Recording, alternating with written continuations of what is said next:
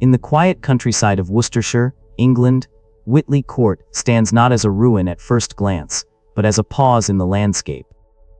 It does not announce itself with the aggressive posture of a fortress, nor does it demand attention like a royal palace meant to dominate a capital city. Instead, it rests within the land, heavy and self-assured, as though it had always belonged there, and as though it always would. This was never intended to be a temporary place. Witley Court was conceived with a far more ambitious and ultimately more dangerous purpose than simple residence. It was built to embody permanence. Not merely the permanence of stone, but the permanence of a social order. Every wall, every axis of symmetry, every ceremonial space carried an unspoken claim that the British aristocracy was not just powerful, but inevitable, that its dominance was not historical circumstance, but destiny. For centuries, houses like Witley Court functioned as more than homes.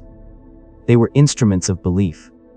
They taught everyone who entered, guests, servants, tenants, and even the owners themselves, that hierarchy was natural, continuity was guaranteed, and that power, once acquired, would quietly reproduce itself across generations. In this sense, Witley Court was not simply inhabited. It was performed. The origins of the estate predate its grandeur. Long before it became an architectural statement, the land itself was the true asset. From the 17th century onward, ownership of this territory passed through families whose influence was built patiently, acre by acre, marriage by marriage, inheritance by inheritance. Power accumulated slowly here, as it often did in England, not through conquest, but through continuity. Yet continuity alone was not enough. The decisive transformation of Witley Court came when its owners chose not merely to maintain what existed, but to reimagine the estate as something visibly aligned with European power culture. The adoption of an Italianate Baroque style was not an aesthetic indulgence. It was a declaration. Baroque architecture was the architecture of authority, designed to overwhelm the senses, to choreograph movement, to place the observer into a carefully constructed emotional position of awe and submission. Symmetry was not decoration, it was ideology. Wide staircases were not about convenience. They were about ascent, physical and symbolic. Vast facades and elongated sightlines were designed to make the individual feel small within a system that appeared orderly, rational, and eternal. When such architectural language was implanted into the English countryside, it sent a clear message. The owners of Witley Court were not provincial landholders. They were participants in a continental elite culture that transcended borders and centuries. By the 19th century, under the stewardship of the Foley family, Witley Court reached the height of its expression. Renovations did not simply modernize the house, they amplified it. The building became a stage on which aristocratic life could be displayed with precision. Each room was calibrated not just for use, but for effect. The Great Hall, in particular, functioned as an initiation space. Visitors did not merely enter it, they were processed by it. The proportions forced the eye upward. The acoustics magnified presence. The decorative language communicated wealth without explanation.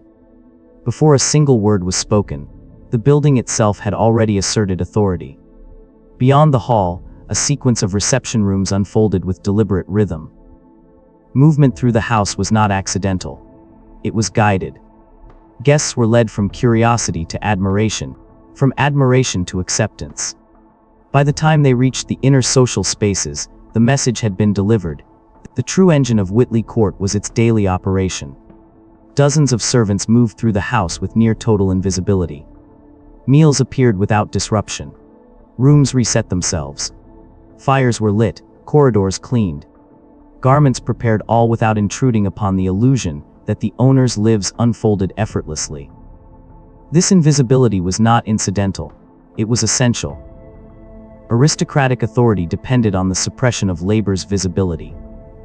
Every dinner lasting hours, every hunting party staged with precision, every private concert performed beneath ornate ceilings functioned as ritual reinforcement. These were not leisure activities. They were rehearsals of dominance. They communicated stability to the outside world and reassurance to the inside one. They suggested that nothing fundamental could ever change. This lifestyle rested on assumptions so deeply embedded that they were never articulated aloud. That land would always produce income. That labor would always be available and affordable. That society would always accept hierarchy as natural. Witley Court was built on the belief that these conditions were permanent features of reality, not temporary arrangements. There were no contingency plans embedded in its design. No architectural flexibility. No anticipation of contraction. The house expanded outward and upward, confident that the world would forever rise to meet it.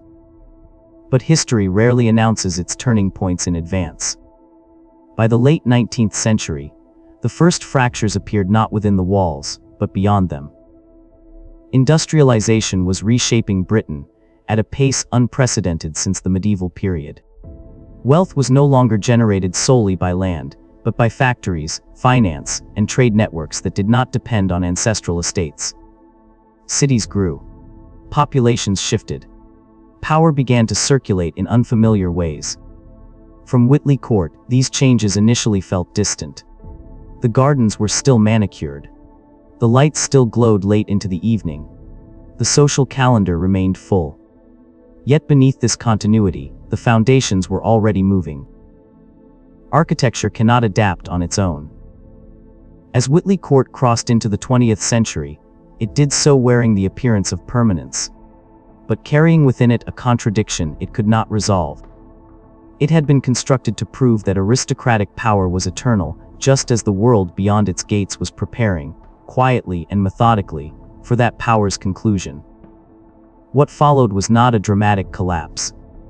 It was something slower, more unsettling, a gradual unthreading, in which each historical event would peel away another layer of meaning the house once embodied, until stone remained but certainty did not. By the final decades of the 19th century, Britain had begun to drift away from the world that Witley Court had been built to dominate. The change was not abrupt.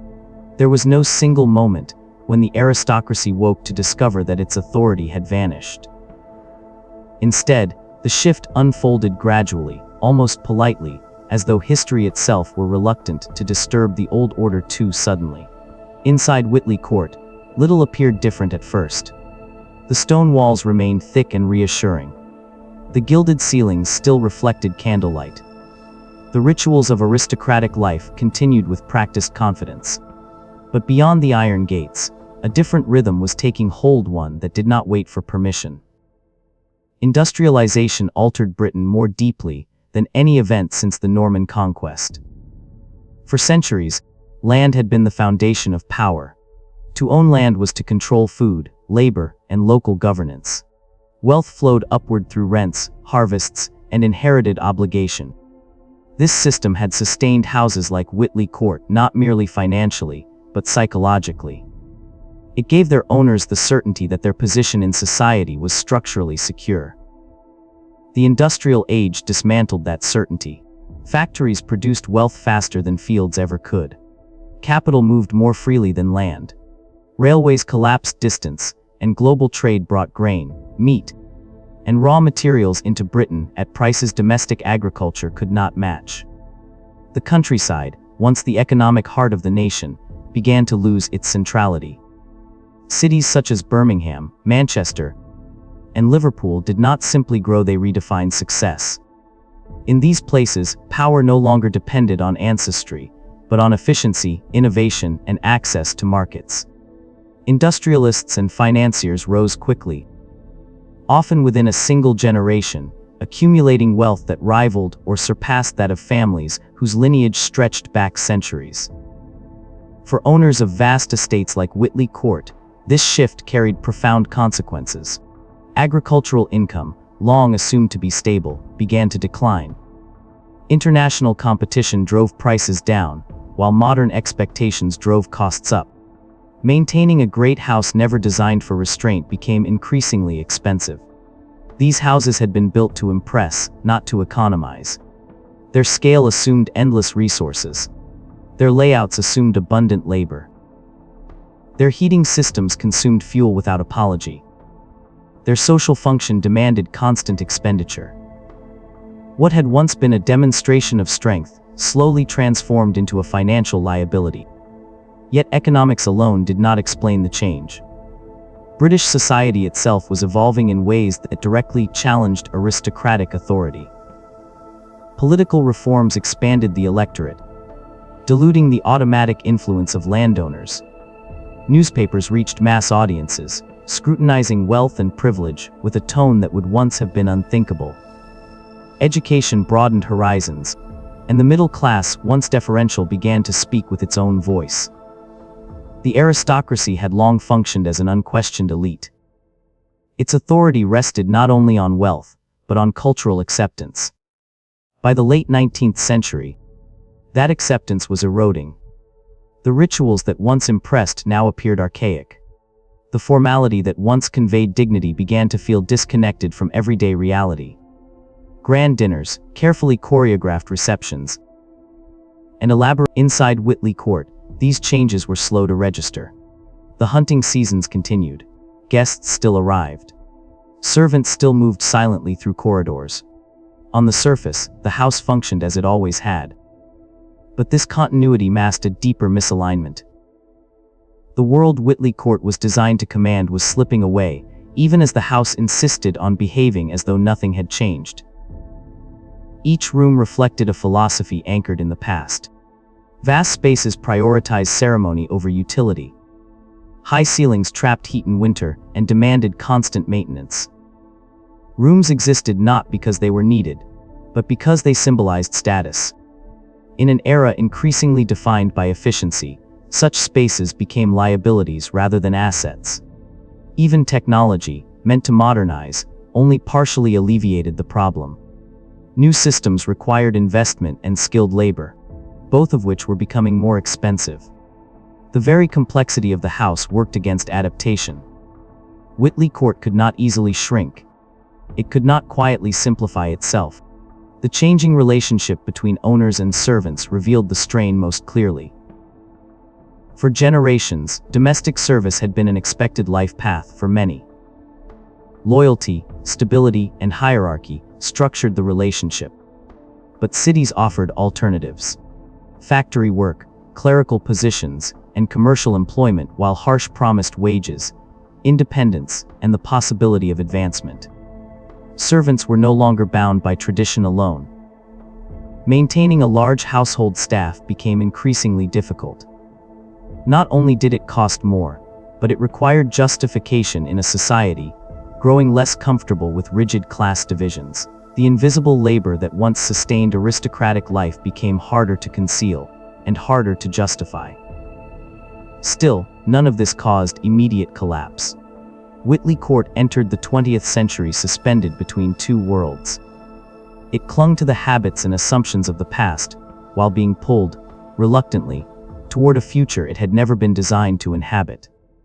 The house remained imposing, silent, confident in its own endurance, as though stone itself could negotiate with history.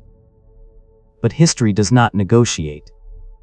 What followed would force Witley Court, and the class it represented, to confront change not as a distant abstraction, but as an unavoidable reality. The next chapter would not arrive quietly. It would arrive through global catastrophe, one that stripped away illusion, certainty, and inheritance alike. The quiet erosion of the late 19th century did not, by itself, destroy estates like Witley Court. Aristocratic life had survived agricultural depressions before. It had adapted to political reform. It had endured social criticism. What it had never truly faced, however, was a force that made adaptation irrelevant. That force arrived in the early 20th century. When the First World War broke out in 1914, history did not merely brush past the gates of Witley Court. It stopped. And then it entered, carrying with it a kind of disruption that no architecture, no inheritance, and no tradition could absorb without breaking. For the British aristocracy, the war was not only a geopolitical conflict or a humanitarian catastrophe. It was an existential shock. The system that had sustained houses like Witley Court depended on continuity of land, of lineage, of expectation. War shattered continuity by design. From the earliest days of mobilization, the aristocratic class was disproportionately exposed. Officers were drawn heavily from landed families. Sons who had been raised to inherit estates, oversee tenants, and maintain family legacies were suddenly placed at the front lines of industrialized warfare. Many of them did not return. These were not abstract losses. They were structural ones. Each death represented not only a human tragedy, but the collapse of a carefully prepared future. Heirs vanished. Family lines fractured. Estates designed to pass intact from one generation to the next faced succession crises that no legal document could fully resolve.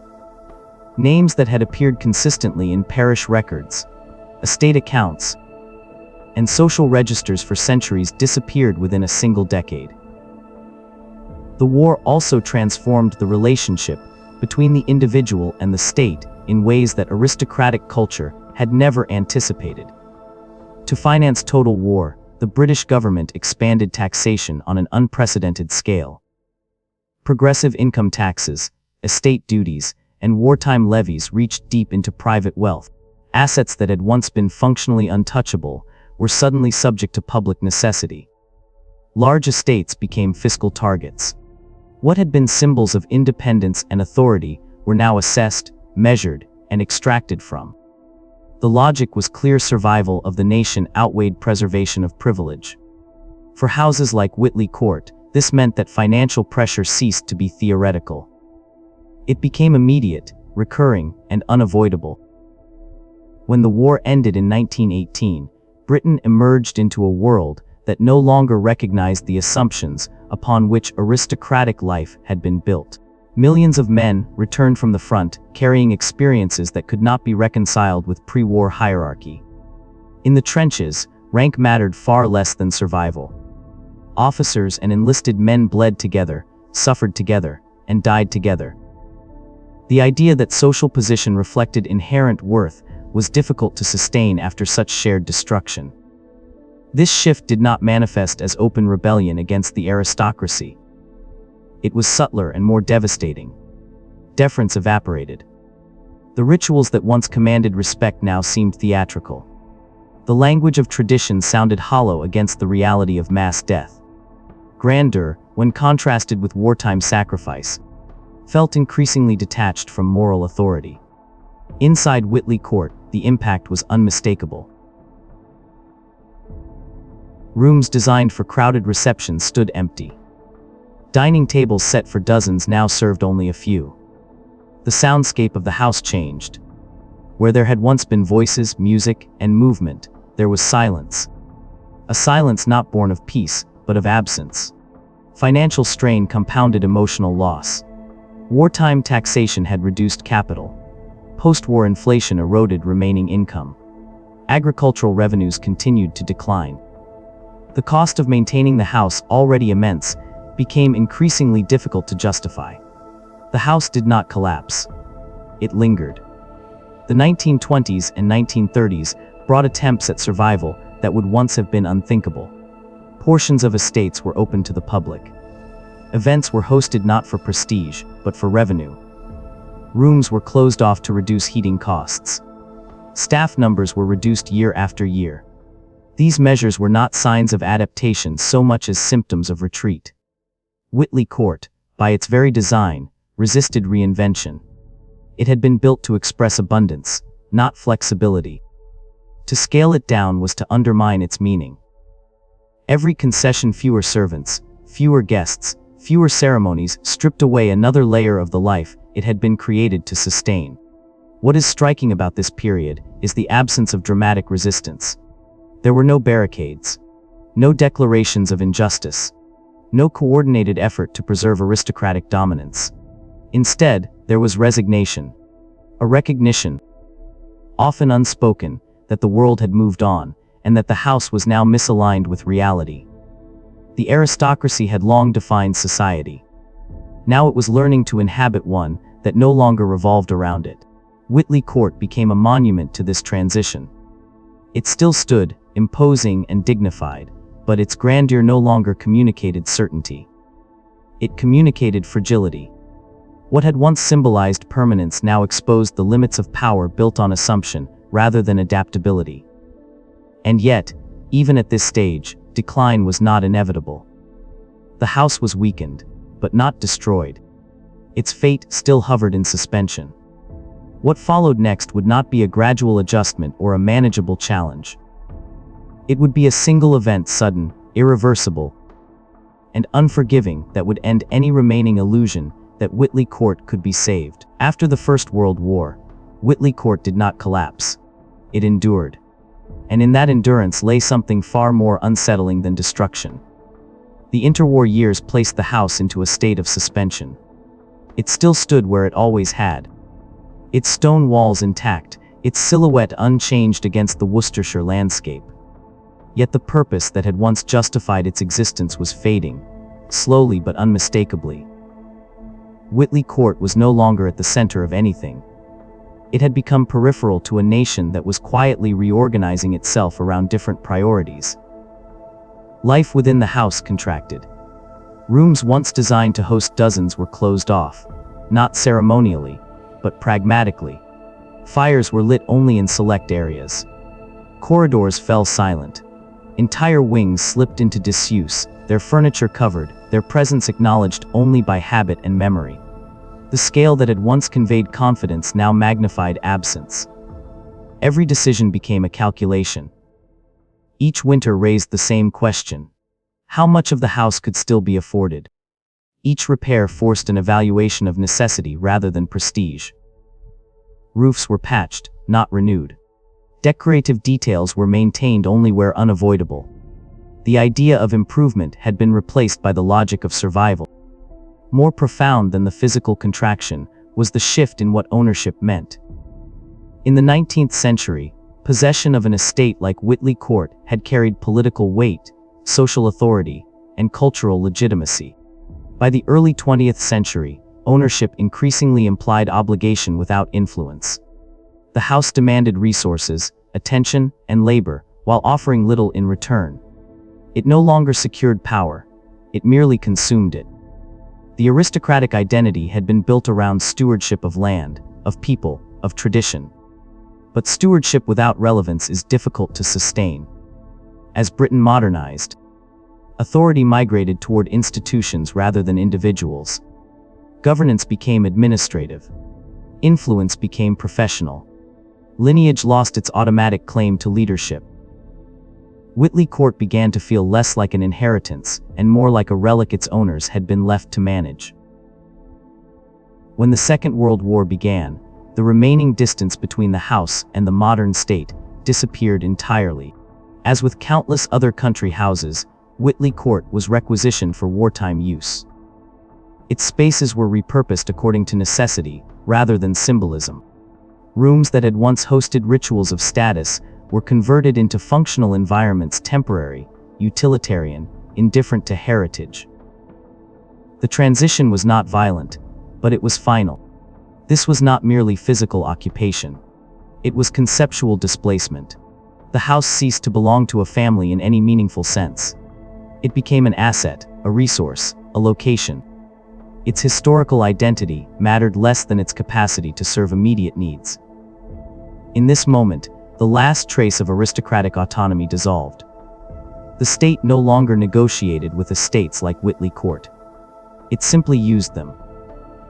When the war ended, Britain emerged fundamentally altered. Reconstruction dominated national consciousness. Housing shortages, social welfare, economic recovery, these were the imperatives of the post-war era. In such a context, the fate of vast private houses carried little urgency. There was neither public appetite nor political justification for restoring the symbols of a social order most people no longer wished to revive. Witley Court found itself without a future that made sense. It was too large to function as a family home, too expensive to adapt easily, too deeply associated with a vanished hierarchy to be repurposed without tension. The house existed in a liminal state, present, but unclaimed. Standing, but no longer anchored to human purpose. The absence of owners was no longer just a matter of residence. It was existential. No new memories formed within its walls. No cycles of inheritance replenished its meaning. The rituals that had once animated its spaces were gone, and nothing had taken their place. The house remained physically intact, but culturally vacant. What followed was not dramatic destruction. It was neglect. And neglect, in historical terms, can be more decisive than violence. Without daily use, without emotional investment, without justification, decay begins to operate quietly. Water seeps, wood warps, stone erodes. Maintenance becomes deferral, and deferral becomes abandonment. Witley Court did not fall, it was left behind. By the end of this period, the house had crossed a threshold from which return was unlikely. It was no longer simply a declining estate. It had become something else entirely, a structure, detached from the social system that had once sustained it. The next chapter would not concern gradual change or economic pressure. It would arrive suddenly, through a single event that removed all remaining ambiguity, transforming Witley Court from a house in retreat into a ruin without a future. For years, Witley Court had existed in a state of ambiguity. It was weakened, neglected, and increasingly irrelevant, yet still standing. There remained, however faint, the possibility that it might be repaired, repurposed, or reclaimed. That possibility ended in 1937. The fire did not arrive as an act of history's cruelty. It arrived as consequence. By the time flames broke out, Witley Court had already been hollowed out by decades of contraction. Maintenance had been deferred. Systems had aged. Staffing had been reduced to the minimum necessary to keep the structure functional rather than secure. The house was no longer actively lived in, it was merely watched over. In that condition, disaster did not need to be dramatic to be decisive. When the fire began, it spread with terrifying efficiency. The vast interior spaces that had once been designed to impress now fed the blaze. Long corridors acted as channels. High ceilings trapped heat. Old timbers, dried by years of neglect, burned readily. The architectural features that had once embodied power scale, openness, grandeur became liabilities in a matter of hours. Efforts to contain the fire were limited not by will, but by reality. The house lacked modern fire suppression systems. Access was difficult. Water supply was inadequate. By the time control was achieved, the damage was irreversible. Roofs collapsed. Central sections were gutted. Structural integrity was compromised. But the most profound loss was not architectural. The fire destroyed the final illusion that Witley Court could still be restored as what it once was. In earlier centuries, great houses had survived fires and risen again. Reconstruction had been a demonstration of resilience, wealth, and continuity. In 1937, that logic no longer applied. Britain had changed too much. Private fortunes were no longer sufficient to fund restorations, driven by symbolism rather than necessity. The state, facing mounting international tension and the approach of another global conflict, had no incentive to revive the physical expressions of a fading aristocratic order. There was no political will, no cultural urgency, and no economic justification to rebuild Witley Court. The question was why. Public reaction to the fire revealed how completely the house's meaning had shifted. There was no national outcry, no widespread mourning, no campaign to save a symbol of heritage. The event registered, briefly, and then passed. What had once been considered a living embodiment of British continuity was now regarded as a relic of a world already gone. That silence was telling. It marked the point at which the fate of great estates ceased to matter beyond their immediate surroundings. The fire did not provoke anger, because it did not threaten anything essential. It confirmed what many already sensed, that the era Witley Court represented had ended, whether the building survived or not. In the years that followed, decay accelerated. Without a roof, weather moved freely through the structure. Rain penetrated stone. Frost widened cracks. Wind carried away what fire had spared. Decorative elements collapsed under their own weight. What had once required human effort to dismantle now surrendered to time alone. This process was not sudden.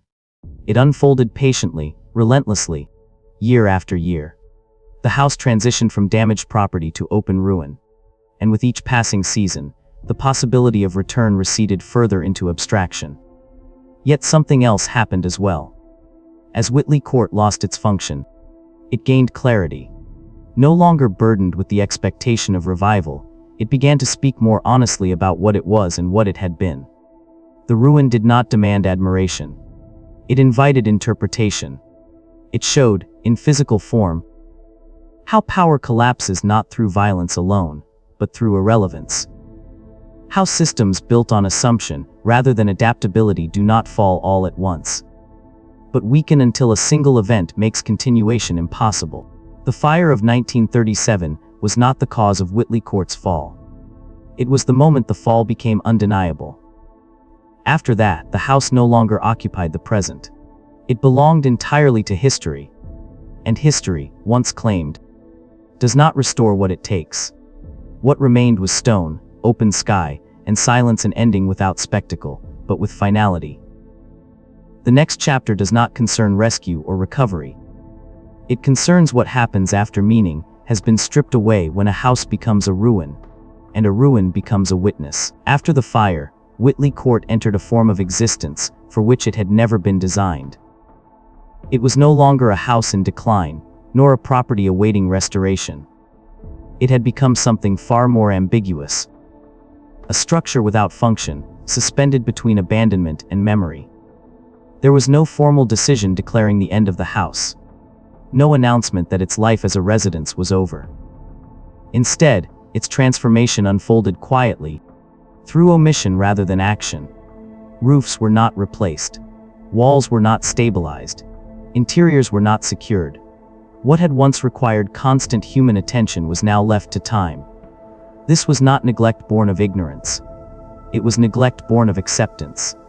In the years following the fire, Britain's priorities lay elsewhere. The nation stood on the edge of another global conflict, and soon after, in the shadow of its aftermath. Resources were finite. Attention was directed towards survival, reconstruction, and the future. In that landscape, Witley Court did not represent loss, it represented irrelevance. A ruined country house did not compete with bombed cities, displaced families, or economic collapse. It did not demand urgency. And without urgency, decay accelerates. Weather moved into the building as though invited. Rain fell directly onto floors that had once been polished. Frost settled into exposed stone, expanding cracks already weakened by heat. Wind traveled unhindered through corridors that had once been carefully enclosed. The boundaries between inside and outside dissolved. Rooms that had once defined status and ritual opened upward to the sky. Nature reclaimed what architecture could no longer defend. Plants rooted themselves in crevices. Moss spread across stone. Trees took hold where fireplaces once burned. The gardens, long manicured as symbols of control and order, slipped beyond maintenance and into something older and less obedient. The landscape ceased to frame the house. It absorbed it. This physical transformation carried symbolic weight. For generations, Witley Court had represented mastery over environment, labor, and time. Its decline reversed that narrative. The building no longer imposed order, it submitted to it. The same nature once shaped to display power, now demonstrated its indifference to it. Yet what is striking about this period is not the speed of destruction, but its restraint. The house did not collapse entirely. Walls remained standing, facades endured. The structure persisted, not as a functioning whole, but as a fragment. And in that fragmentation, a new meaning emerged. Witley Court began to be seen not widely at first as something other than a failure. Visitors arrived sporadically. Photographs were taken. Writers mentioned the ruin in passing.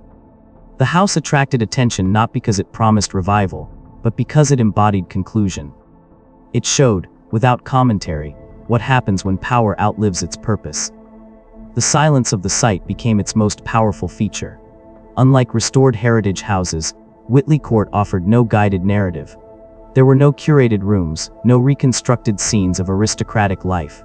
Instead, visitors encountered absence. gaps where ceilings had been, staircases leading nowhere, windows framing sky rather than interior space. The ruin did not explain itself. It required the shift in perception was subtle, but profound. The house was no longer judged by what it failed to be. It was valued for what it revealed. Its decay told a story that restoration never could. That power, once detached from social relevance, does not disappear in a single moment. It erodes. It becomes hollow. And eventually, it leaves behind form without function. By the middle of the 20th century, Witley Court had crossed another threshold. It was no longer simply abandoned. It was recognized, if not officially yet, as a place of reflection. Not a memorial in the traditional sense. Not a monument erected to honor. But a space where history could be confronted without ornament. Here, the British aristocracy was not celebrated or condemned. It was contextualized. Its rise and fall were written directly into stone, collapse, and exposure. Witley Court had ceased to belong to any family. It no longer served a class. It did not exist to assert identity.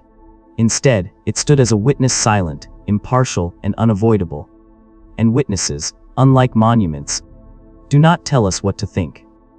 They simply remain. The next chapter will explore the moment when this unspoken recognition became formal. When the ruin was no longer merely tolerated, but deliberately preserved. And what that decision reveals about how Britain chose to remember its aristocratic past. The moment Witley Court became something worth preserving did not arrive with ceremony. There were no grand announcements, no public celebrations, no speeches honoring its former glory. Instead, the decision emerged quietly, reflecting a deeper transformation taking place within British historical consciousness. For centuries, preservation had meant restoration. To protect a historic building was to return it to a perceived moment of perfection, to repair, replace, and reconstruct until the past appeared whole again. This approach carried an implicit belief that history was something to be corrected, stabilized, and made presentable. Loss was treated as a problem. Ruin was seen as failure. Witley Court challenged that logic. By the mid-20th century, it was clear that restoring the house to its former state would require immense resources, cultural justification, and a willingness to revive symbols that no longer aligned with Britain's sense of itself. The question was no longer whether restoration was possible. It was whether it was meaningful. The answer, increasingly, was no. As responsibility for the site shifted toward national heritage bodies, a different philosophy took hold. The goal was not to make the house live again, but to let it speak honestly. Its broken walls, exposed interiors, and unfinished forms were no longer viewed as defects to be corrected, but as historical evidence. Staircases that led nowhere were not mistakes. Ceilings open to the sky were not shortcomings. Collapsed rooms were not embarrassments. They were records. In choosing to preserve Witley Court as a ruin, Britain made a subtle, but profound statement about how it understood its past. This was not an attempt to glorify aristocratic life, nor an effort to erase it. It was an act of placement, putting the aristocracy where it belonged in the historical narrative, influential, consequential, but finite. The ruin told a story that restoration never could. It revealed that aristocratic power had not been destroyed by enemies or revolutions, but by misalignment with a changing world. It showed that systems built on assumption, on inherited authority, invisible labor, and unquestioned hierarchy could endure for centuries and still collapse when conditions shifted. For visitors, the experience of Witley Court was fundamentally different from that of a traditional historic house. There was no guided path through reconstructed rooms. No carefully arranged furniture to suggest how life once looked. Instead, visitors encountered fragments and absence. They were forced to imagine not only what had existed, but what had ended. The house no longer dictated interpretation. It invited it. Walking through Witley Court meant confronting the limits of power without commentary. The building did not instruct visitors to admire or condemn. It simply presented the outcome. In doing so, It allowed space for questions that polished heritage sites often suppress. Why had such a structure been built at such scale? When Witley Court ceased to function as a house and began to exist as a preserved ruin, it quietly crossed into a larger story, one that extended far beyond its walls. The fate of the building became inseparable from the fate of the society that had created it. In its silence, Witley Court began to reflect a Britain that had learned to live without the aristocracy at its center.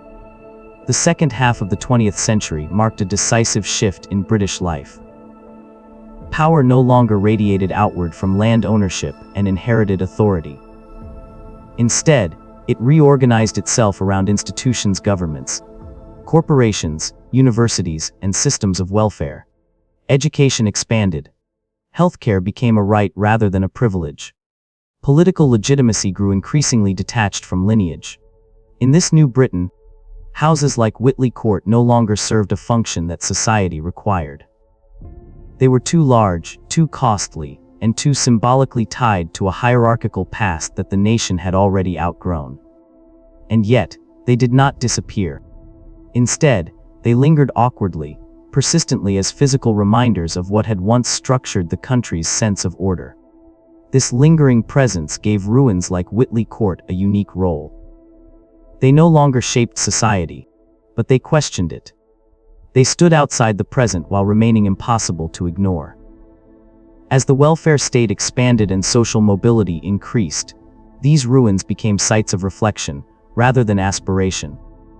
They asked not what Britain should return to, but what it had moved beyond. Collective memory shifted accordingly. In the immediate post-war years, aristocratic estates were often viewed with discomfort or indifference. They represented inequality, excess, and a social rigidity many were eager to forget. But over time, that rejection softened into examination. Curiosity replaced resentment. Analysis replaced nostalgia. Witley Court came to be understood not as a tragedy to mourn, but as a case study to interpret. The questions people asked changed. They no longer asked why the house fell, but why it had stood for so long. What systems had supported it? Whose labor had sustained it? What assumptions had allowed it to appear permanent? And what had changed to make that permanence collapse? In popular culture, ruined country houses began to appear as metaphors rather than monuments. They were used to explore themes of decline, impermanence, and the fragility of power. Unlike restored palaces, they did not offer fantasy. They offered exposure. Witley Court, precisely because it was unfinished, became accessible. Its broken walls did not intimidate. Its openness invited contemplation. There was no single narrative imposed upon the visitor. Instead, the ruin allowed space for discomfort, for contradiction, for unresolved thought. This openness reflects a broader reconciliation with the past. Britain did not choose to erase its aristocratic history, nor did it choose to glorify it uncritically. Instead, it learned to situate it. The aristocracy became one chapter among many important,